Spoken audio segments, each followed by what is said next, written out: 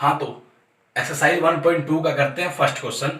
उससे पहले समझो कि ये प्लस माइनस वाली जो कैलकुलेशन है, जोड़ना घटाना आपको आना चाहिए।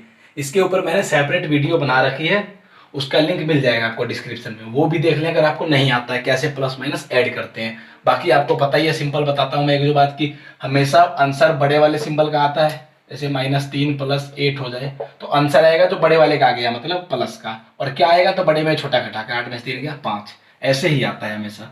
इस पे बाकी मैंने पूरी एक वीडियो ही बना रखी है। अब देखिए जरा पहला सवाल कैसे होगा। कह रहा है write down a pair of integers, मतलब ऐसे पूर्णांक युग्म लिखिए, जोड़े लिखिए जिसका सम -7 हो। तो देखो सबसे पहली बात तो ये समझे कि अगर सम बोल रहा है, योग बोल रहा है, मतलब कि बीच में क्या आएगा, प्लस का आएगा ना। एक बड़ी सिंपल सी बात ये है कि अगर ये सम बोल रहा है, योग निकालना है, तो बीच में प्लस ही तो आता है। योग ऐसे तो करते हैं 3 + 7 5 + 8, बीच में प्लस आता है, तो ये प्लस दिखा दिया मैंने योग के लिए। अब मुझे आंसर क्या लाना है, तो देखो एक बात सोचो, आंसर माइनस का 7 लाना है ना। तो अगर आंसर माइनस का 7 लाना है तो एक बात सोचो, एक संख्या तो प्लस की होगी ना, क्योंकि अगर बीच में प्लस लगा है तो इधर जो संख्या लिखूंगा वो प्लस वाली हो जाएगी, या फिर भर माइनस में लिखनी पड़ेगी। इससे बढ़िया इस प्लस के बाद जो संख्या लिखेंगे वो प्लस की होगी। अब सबसे इंपॉर्टेंट बात अभी बताई मैंने कि आंसर माइनस का कब आता है। ये आंसर माइनस का कब आता है, जब बड़े वाली माइनस हो और छोटे वाली प्लस हो। क्योंकि अगर छोटे वाली माइनस और बड़े वाली प्लस हो जाएगी तो आंसर प्लस का आएगा, लेकिन यहाँ पर आंसर माइनस का है, मतलब कि बड़ी वाली संख्या माइनस की होने वाली है। और आंसर कैसे आता है ये भी बताया मैंने कि बड़े में से छोटा घटा के आता है। तो कौन सी दो संख्या है जिसको घटाया जाए तो 7 आ सकता है, तो आपको पता है 10 में से 3 घटाने पर 7 आ सकता है। आने को तो 9 आपका कुछ में भी आ सकता है, 13 में से 6 घटाने पर भी 7 आ सकता है। तो कोई सी भी दो संख्या आप ले सकते हैं, लेकिन बस उन दोनों को घटाने पर 7 आए और बड़े वाली माइनस की हो। तो मान लो मैंने लिख दिया -10 और प्लस का 3। आप लिखने को तो -13 प्लस का 6 लिख सकते थे, लिखने को तो आप -1 प्लस का 8 लिख सकते थे, कुछ भी लिख सकते थे आप। क्यों? क्योंकि हमें तो आंसर चाहिए माइनस का 7, और माइनस का आंसर लाने के लिए बड़े वाला माइनस का चाहिए और 7 लाने के लिए दोनों का अंतर 7 होना चाहिए। तो 10 में से 3 घटेगा 7 आएगा, बड़े वाला माइनस तो माइनस का 7 आएगा, तो आंसर आ गया मेरा। बस लिखना ही तो है हमें। सेम काम इसका दूसरे पार्ट में देखिए, डिफरेंस दिखाना। तो डिफरेंस के लिए बीच में माइनस आएगा। देखो बच्चों, डिफरेंस के लिए बीच में माइनस आएगा, ठीक है। अब देखिए आंसर क्या चाहिए मुझे, -10। तो फिर से वही वाली बात कि अगर आंसर माइनस का चाहिए, इसका मतलब कि बड़े वाली संख्या माइनस की होनी चाहिए। और आपको पता है अगर मैंने यहां माइनस लगा दिया, इसका मतलब इसके बाद वाली संख्या माइनस ही मानी जाती है। तो यहां पर जो लिखूंगा वो तो बड़ी होगी, तो यहां पर लिखूंगा वो छोटी होगी, और छोटी बड़ी तो होगी, लेकिन आंसर 10 कब आएगा, तो दोनों का अंतर 10 हो। तो मान लो अगर मैंने यहां पर लिख दिया -5, तो अगर माइनस का आंसर चाहिए ना, तो माइनस का तो बड़ी लिखनी पड़ेगी। तो मैंने वहां लिख दिया -15। तो अगर -15 लिख दिया तो प्लस का कितना लिखना पड़ेगा, सिर्फ 5। तो देखो 5 में से 15 घटाया तो अंतर क्या आया, -10। सिंपल वही लॉजिक, अगर आंसर माइनस का चाहिए तो बड़े वाली माइनस चाहिए, और अगर घटा यहां लग गया तो इसके बाद वाली माइनस होगी, तो यहां पर तो माइनस की लिखी जाएगी, तो यहां पर प्लस की लिखी जाएगी। 15 5 लिखा, आपको 10 ही तो चाहिए, आप 20 25 लिख सकते, 25 20 लिख सकते, सॉरी 25 और 15 लिख सकते थे, कुछ भी लिख सकते थे जिनका अंतर 10 हो। अब ऐसे तो इसका आप सी पार्ट देखते जरा। सी पार्ट क्या कह रहा है कि right A negative integer and A positive integer, एक धनात्मक एक पूर्णांक लिख लिया लेकिन जिनका अंतर -3 हो, डिफरेंस -3 हो। इसका सबसे कॉम्प्लिकेटेड सवाल यही है, इसको समझना जरा। अंतर -3 मतलब माइनस लगा दिया हमने, ठीक, बीच में माइनस आएगा, कोई अंतर दिखाना है। अब देखो एक पॉजिटिव एक नेगेटिव लिखनी है। एक बात सोचो, इसके बाद जो संख्या लिखूंगा ना वो पॉजिटिव होगी या नेगेटिव होगी, तो बच्चों याद रहे वो संख्या पॉजिटिव ही होगी, क्योंकि ये माइनस तो किसके लिए है, डिफरेंस दिखाने के लिए है। ये माइनस सिर्फ डिफरेंस दिखाने के लिए है, ये कोई संख्या माइनस नहीं बनेगी, संख्या इसके अंदर वाली पॉजिटिव ही होगी। यहां पर जो इंटीजर लिखूंगा पॉजिटिव होगा। तो सपोज मैंने यहां पर लिख दिया 1, देखो आंसर क्या चाहिए मुझे, -3। अगर मैंने यहां पर 1 लिख दिया तो 1 तो हो गया आपका इंटीजर पॉजिटिव है, ये बाद में नेगेटिव हो जाएगा ब्रैकेट हटते। अब देखो और दूसरी फिर क्या लिखूं, तो अगर आंसर माइनस का ही चाहिए और ये तो बाद में -1 ही हो जाएगा ना, तो माइनस का ही 2 और लिख दूं, तो -2 और -1 मिलके -3 हो जाएगा। तो वो दो इंटीजर कौन से मिले आपको, -2 एंड 1। -2 और 1 अगर इनको हम डिफरेंस निकालें ना तो -3 आएगा। देखो कैसे, -2 में से घटा देंगे 1 तो -3 ही तो आएगा। तो वही आपको एक -2 चाहिए, एक प्लस का 1 चाहिए, और ये जो घटा है इस घटा की वजह से ही फिर बाद में माइनस हो जाएगा, तो -2 और 1 हो जाएगा। तो सिंपल सा सवाल था ऐसे ही। अब हम करते हैं तीसरा चौथा सवाल इसका। या हाँ तो बच्चों क्वेश्चन नंबर 3 पढ़ते हैं।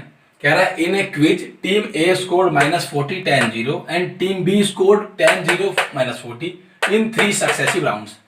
मतलब किसी प्रश्नोत्तरी के 3 चक्रों में टीम ए द्वारा प्राप्त किए गए अंक -40 10-0 थे और बी द्वारा 10-0 40 थे। अब पूछ रहा है विच टीम स्कोर्ड मोर, किस टीम ने अधिक अंक प्राप्त किए। और क्या हम कह सकते हैं पूर्णांकों को किसी भी क्रम में जोड़ा जा सकता है? तो पहले एक बार देखते हैं किसने अधिक अंक प्राप्त किए। सबसे पहले आप लिखेंगे स्कोर्स ऑफ टीम ए।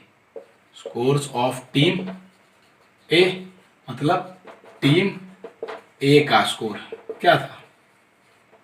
तो टीम ए का स्कोर क्या था भाई साहब? तो -40 10 और 0 था। अब आप लिखेंगे टोटल स्कोर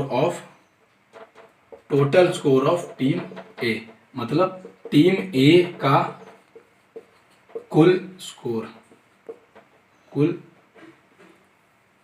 अंक। अब देखिए तो कैसे जोड़ेंगे? -40 जमा 10 जमा 0, ये तो क्या कुल निकालने के लिए जोड़ते हैं।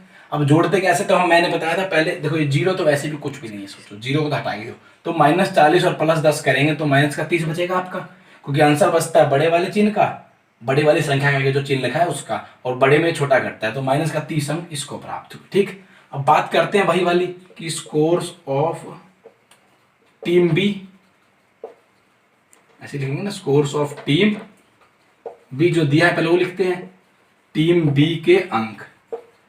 तो टीम बी के अंक क्या है जी? तो आपकी बार दिया है इनके 10 0 और माइनस का 40। अब फिर वही total score of team B के कुल अंक, तो कुल अंक फिर वही जोड़ देंगे 10 जमा 0 जमा -40। फिर ये 0 तो नेग्लिजिबल है, 0 का तो कोई वैल्यू होती नहीं, तो 10 में से ये प्लस बाहर है तो अंदर वाला वैसे का वैसा लिखा जाएगा, तो माइनस का 30। देखो दोनों का आंसर माइनस ही आया ना, ये अब सेम आया। पूछा विच टीम स्कोर्ड मोर, तो आप लिखोगे बोथ टीम स्कोर्ड इक्वल, दोनों टीमों ने बराबर अंक प्राप्त किए, बराबर ही किए ना, दोनों टीमों ने बराबर अंक प्राप्त किए। अब ऐसा क्यों हुआ? क्योंकि देखो अंक तो दोनों के बराबर ही है ना, ये रहा -40 इसका, ये रहा -40 इसका, इसको बस पहले राउंड में -40 मिला, इसको तीसरे में मिला, इसको दूसरे में 10 मिला, इसको भी दूसरे में 10 मिला, इसको दूसरे में 0 मिला, इसको तीसरे में 0 मिला, इसको पहले में 10 मिला, तीसरे में -40 मिला। तो एक बात सोचो क्या फर्क है? नंबर्स वही है, सिर्फ अलग अलग राउंड्स में मिले हैं। तो यही तो मेरे से पूछ रहा है आखिरी में कि क्या हम कह सकते हैं कि पूर्णांकों को किसी भी क्रम में जोड़ा जा सकता है? तो yes, we can add integers in any order. हाँ, हम पूर्णांकों को किसी भी क्रम में जोड़ सकते हैं। देखा ना, ऐसे जोड़ा तभी वही आया, ऐसे जोड़ा तभी भी आया, तो लास्ट में ये लाइन और लिख देंगे, हाँ हम पूर्णांकों को किसी भी क्रम में जोड़ सकते हैं। Yes, we can add integers in any order. बस खत्म, थर्ड क्वेश्चन। अब इसका लास्ट क्वेश्चन करते हैं जब तक। हाँ तो बच्चों, क्वेश्चन नंबर 4 करते हैं आप। Fill in the blanks to make the statements true, मतलब ब्लैंक्स को भरो ताकि ये ट्रू हो जाए स्टेटमेंट्स। निम्नलिखित कथनों को सत्य बनाने के लिए रिक्त स्थानों की पूर्ति कीजिए।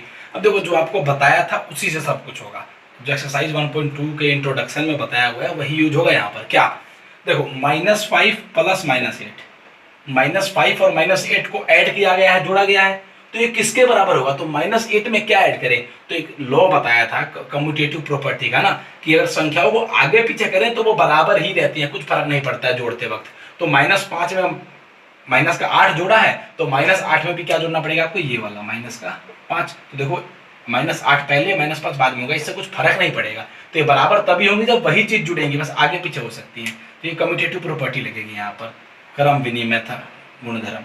अब -53 में क्या जोड़े? देखो -53 आंसर आ गया। तो आपको बताया था एक एडिटिव आइडेंटिटी होती है 0, कि अगर आप उसको किसी में भी जोड़ो तो वही आता है। तो -53 में जोड़ने पर -53 नहीं आया, मतलब कि 0 जोड़ा गया है, तभी तो।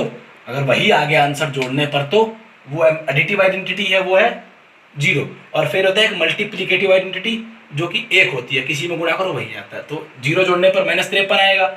17 में क्या जोड़ा? 0 आएगा। तो मैंने बताया इसी प्रश्नावली में कि 0 आंसर तभी आता है जब 1 प्लस हो और 1 माइनस हो, सेम संख्या। तो प्लस का 17 है तो माइनस का 17 जोड़ देंगे इसमें, तो 0 आ जाएगा। अब ये दोनों क्या है? देखो ये देखो, 13 में -12 जोड़ा है और फिर क्या जोड़ा है वो पूछा है। तो देखो यहाँ पर 13 में -12 और -7 जोड़ा गया है ना। देखो ये कौन सा नियम होता है? देखो संख्या तीनों वही है, 13 -12 -7। अब एक बार क्या किया, इन दोनों को पहले जोड़ा है, मतलब बाद में जोड़ा है, इसको अलग रखा है। यहाँ पर इन दोनों को इकट्ठा लिख दिया तो अलग क्या होगा, तो देखो संख्या मेन हमारा मकसद क्या है, बराबर तब होती है जब हम सेम संख्याएं जोड़ें। अलग अलग जोड़ेंगे तो बराबर कैसे होगी, तो 13 में -12 जोड़ा, यहाँ भी 13 में -12 है और माइनस का 7 है, तो यहाँ भी माइनस का 7 होगा। आगे पीछे हम कर सकते हैं ब्रैकेट को, वो क्या नियम है, एसोसिएटिव प्रॉपर्टी है, लेकिन तीनों नंबर्स सेम होना चाहिए। तो वही है, यहाँ पर भी वही काम है, तीनों नंबर सेम होना चाहिए, -4 15 और -3, तो -4 15 और -3, तो नंबर्स नहीं बदलने चाहिए बस। बाकी वही नियम पता आपको, ये एसोसिएटिव प्रॉपर्टी है, ये आपका जीरो आता है वही संख्या जोड़ने पर दूसरे चिन्ह की, ये जीरो एडिटिव आइडेंटिटी है, और ये आपका वही कम्यूटेटिव प्रॉपर्टी। तो खत्म हो गया एक्सरसाइज 1.2।